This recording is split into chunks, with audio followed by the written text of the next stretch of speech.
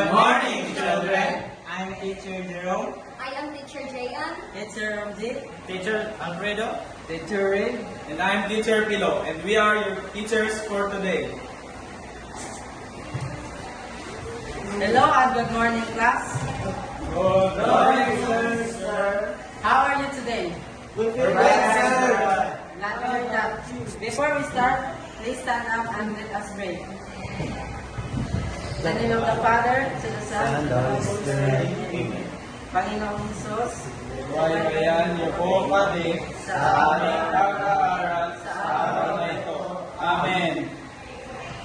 let's check an attendance first. Who's absent for today?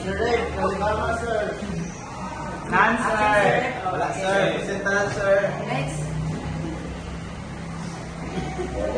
Okay, class. Before we start, we have classroom rules. First, let's rate everyone. Be punctual And always behave in class. Second, keep the room clean.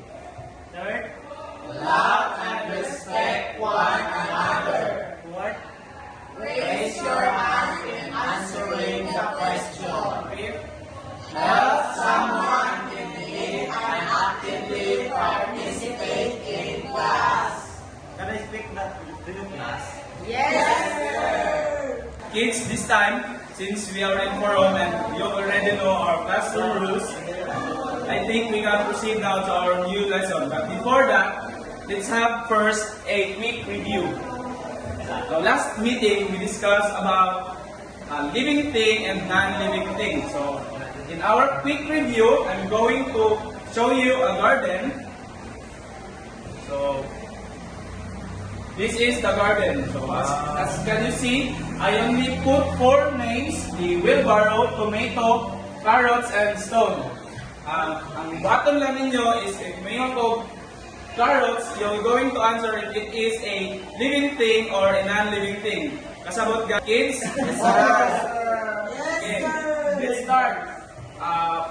Unsa man ang wheelbarrow? Living thing or non-living thing? Non-living thing. Let's check. What? Yes. Yes, non-living thing. How about the tomato? Living thing. Living thing. Living thing, sir. Yes, correct. Stop. And how about the carrots? Living thing. Living thing. Yes, it is correct. And last, how about the stone? Non-living Yes, it is non-living thing. Good job. Good job, kids. Silence now. Since you have already mastered our last topic, I think it is time to proceed on our new lesson. But before I introduce to you our new topic, let's watch first a video showing on how plants grow. So let's watch a video. Tanong sa lida.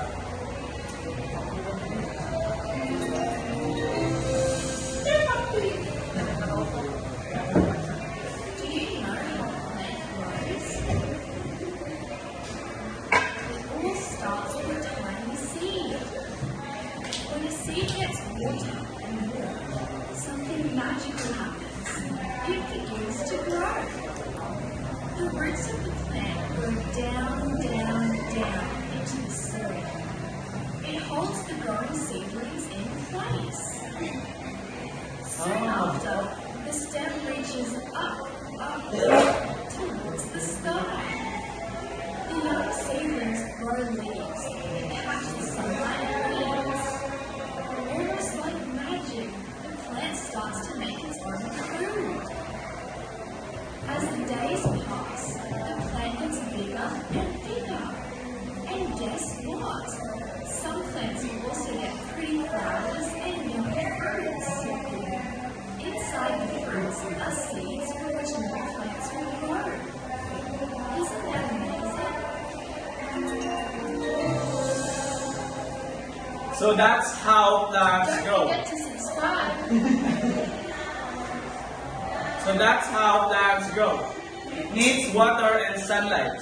So from the video that you've seen, do you have an idea of what will be our topic for today? Anyone? Miss Paklipan, The importance of plants, sir. please stand up. And The importance of plants, sir. yes. Our topic for today is all about the importance and the different parts of plants. So these are the objectives of our lesson.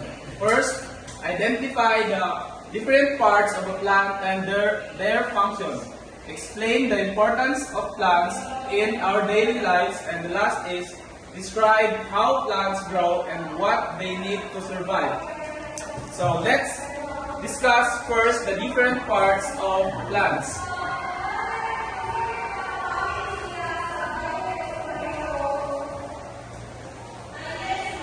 So we have flowers.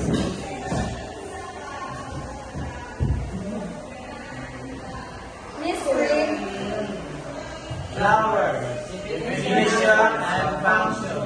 The reproductive part of the plant responsible for attracting pollinators and producing seeds.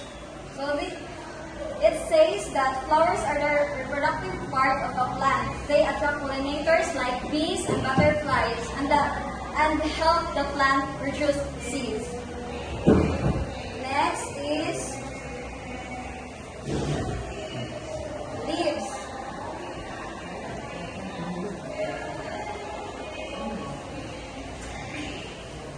Please read. Leaves. Definition and function. The primary site of photosynthesis. The process of converting sunlight into energy for the plant. They also help regulate water loss through transpiration. So leaves are the plants where photosynthesis happens. They also help the plants release extra waters and gases. Next is we have stem.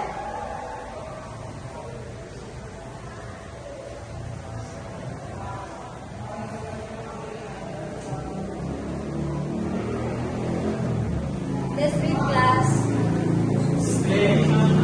Supporting the plant, transporting water and nutrients from the roots to the leaves, and transporting food made by the leaves to other parts of plants.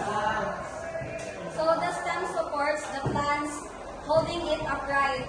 It acts like a highway carrying water, nutrients, and food throughout the plant. Last is roots.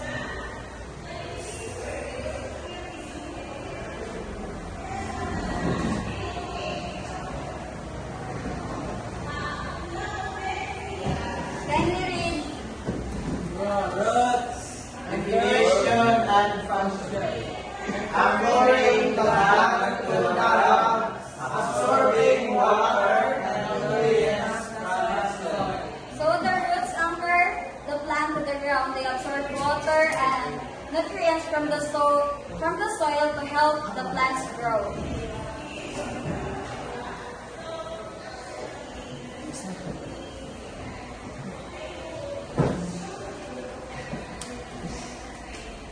So, any questions or clarification about the different parts of plants?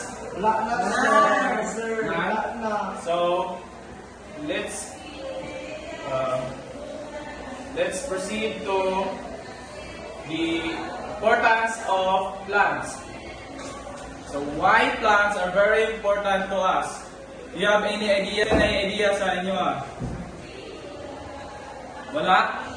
So, plants are very important to us because of this. First, oxygen production. Second, food source. Third, medicine. Fourth, shelter and materials. Then the last is ecosystem stability. So let's discuss first the oxygen production. We all knew that plants is one of the provider of oxygen, di ba? Kabalo naman na, guys. Right. Kung mugawas tag oxygen ay carbon dioxide ay utot or atong ginawa, ilan ang ginasuyok, then ila rin ang gina-convert into an oxygen para makaginhawa tag mas tarong. And then next is food source. Many plants provide fruits, vegetables, and grains. Diba, like rice, apple, and everything na makaon na to. Diba? Then, next is medicine or tambal. Diba, halos tambal kay ginakuha gid sa plants. Like sa herbals, and then, uban pa nga mga plants na pwedeng mahimong medicine. And then, next is shelter and materials. Diba, napansin niyo sa inyong mga balay, diba, halos material na makita nato kay mga kahoy. Ano siya, gikan na sa plants. And then, last is the ecosystem stability. Ecosystem stability, mo ni siya kung, diba, pag maglahat ng mga nature, bukid-bukid, diba, nice kayo siya, tanawon, na static, na fresh kayo sa tanawon. Mo na siya, ecosystem stability. Then, mo na siya, kana siya nga lima, mo na siya, ang gina-provide sa tuwa sa plants, mo nang important din siya sa tuwa. Any clarification and questions? Wala, sir. Wala. Next. Okay, any questions or clarification about the topic? Wala, sir. Okay, and now let's watch a video about planting the seed or how to plant seeds.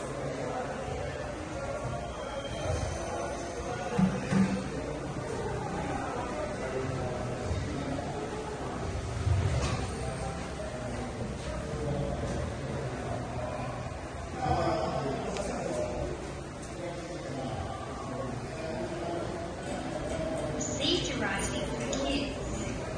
How to plant a seed.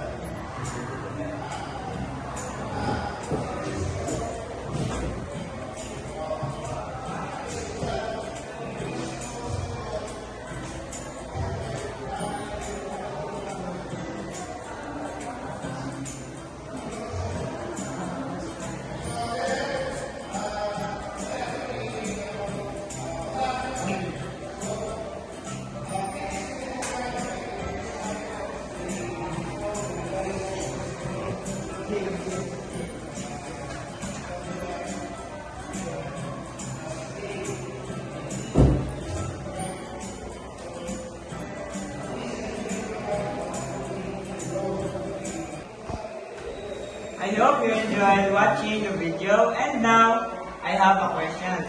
What equipment should we use to plant seeds? Okay, anyone from the class? Okay, Alfredo, please stand up. Soil, travel, water. Okay, good. That's great. No. So that's the end of our discussions. Kids, do you have any questions or clarification about our topic? No, sir. Okay, since wala, so let's move on now to the group activity. So, in the group activity, i-group ka mo to 4. Then you're going to do is to draw the parts of plants in my choice lang. Then you're going to present here in front and give just a small explanation about it. Understand? Yes, sir. Okay. This one is the group 1, group 2, group 3, and group 4. So these are your papers. Group 1, you will draw flower. Group 2, stem. And group 3, roots. And then the group 4 is leaves. So I will give you just 3 minutes to draw. Okay, sir. Start now.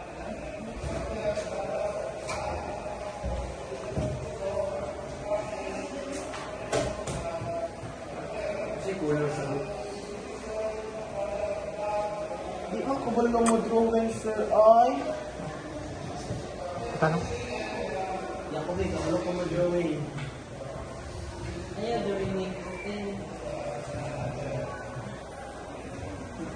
Okay na, class? Wala pa, sir. Kapit na, sir. Gamay mo lang. Ginagawa ka kong Wilbert! Kamala po kayo na, sir. Malami, sir. Okay na? So, group 1, present your works first here. Sa France, sir. Ulam mo ko, sir. Sama na. Ay, buntag ka ninyo, classmate. Bye-bye. Pwede lang kong drawing. Kasi, dahil unang flower. Ano nag-attract sa mga buyo, no? Tapos, kuan po siya na mamunga. Tingnan ni sir, mamunga daw. Unya, oras man to, ako nasabtan.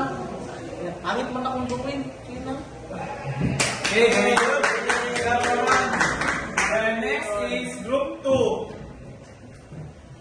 Step. Pag-iingon ni Ma'am Galina sa iyang explanation is the stem supports the plant, holding it upright. That's Okay, all. very good. And next is group 3. Sir, bro, please, sir. Mali ka mga, sir, roots. Yun na explanation ni Ma'am Ganiha. Ang roots is, mali siya mag-absorb ng water, gikan sa soil. So, sa roots siya mag-agis, i-absorb niya ang water padulong sa stem. Very good. Yay! And last is the group 4. This is the leaf. It absorbs carbon dioxide to maintain clean oxygen. Yes. Very good.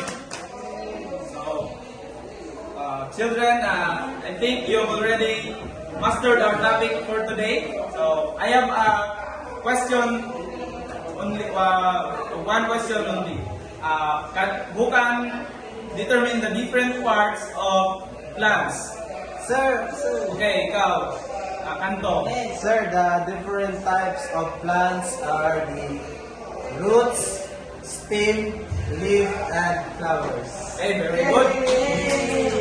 Then, since you already mastered the topic, it's time to proceed on our assessment.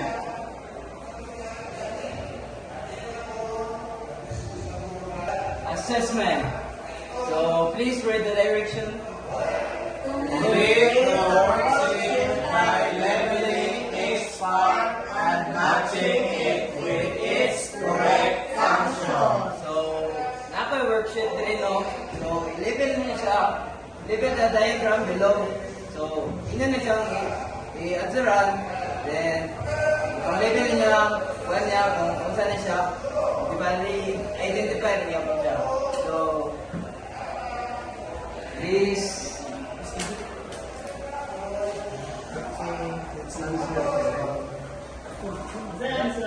so, 5 minutes na siya answeran mo, 5 minutes na. Okay, sir. Okay, sir. Yes, sir. Okay, teacher. Kasi tabangin ko yun.